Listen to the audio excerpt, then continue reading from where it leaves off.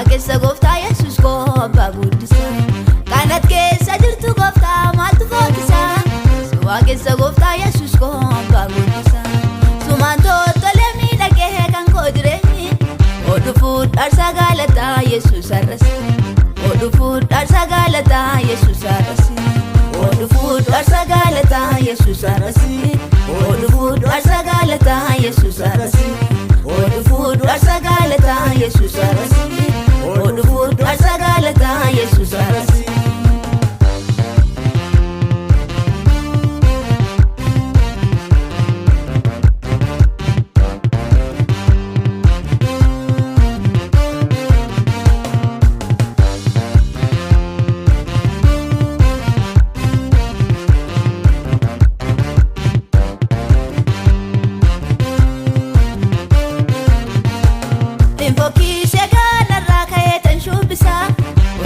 Keessa kooti wajaa kanaafan safarsa.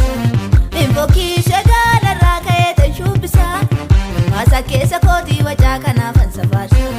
Sitaanaan barbaadame hani iddoon bade.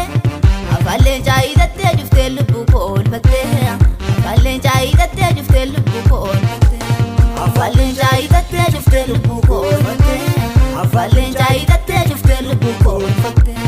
Afaan Leencaa hidhattee juftee lubbuu koo oolfattee. Afaan Leencaa hidhattee juftee lubbuu koo oolfattee.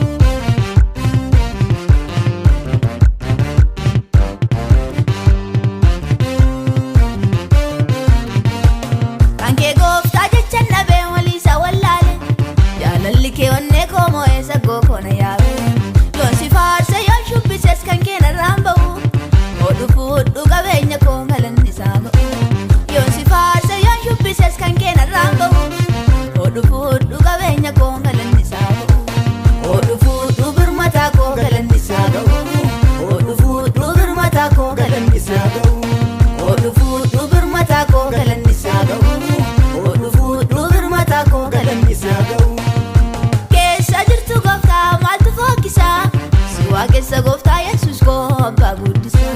Kanat keessa jirtu gooftaa maaltu fokkisaa.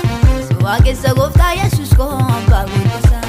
Sumaan toltolee miidhagee kan koo jireenyi. Oduu fuudharsa galataa Yesuus arrasi. Oduu fuudharsa galataa Yesuus arrasi.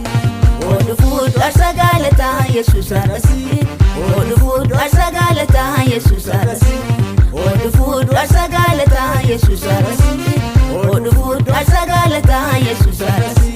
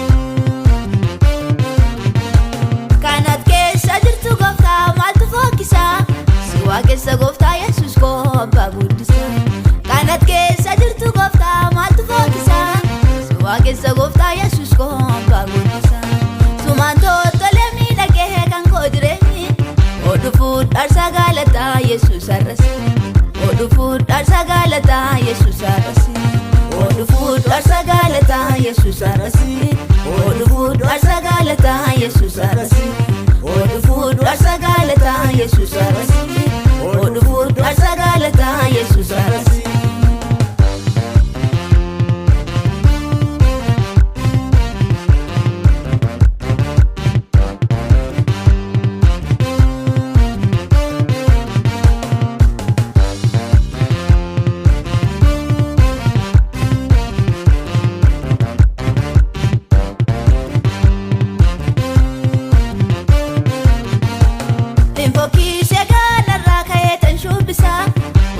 Keessa kooti wajaa kanaafan safaarsa Infookii shagaala irraa ka'eetan shubbisa Maasa keessa kooti wajaa kanaafan safaarsa Sitaanaan an barbaadame hani iddoon bade Afaan leencaa hidhattee juftee lubbuu koo oolfatte Afaan leencaa hidhattee juftee lubbuu koo oolfatte Afaan leencaa hidhattee juftee lubbuu koo oolfatte Afaan leencaa hidhattee juftee lubbuu koo oolfatte Afaan leencaa hidhattee juftee lubbuu koo oolfatte Afaan leencaa hidhattee juftee lubbuu koo oolfatte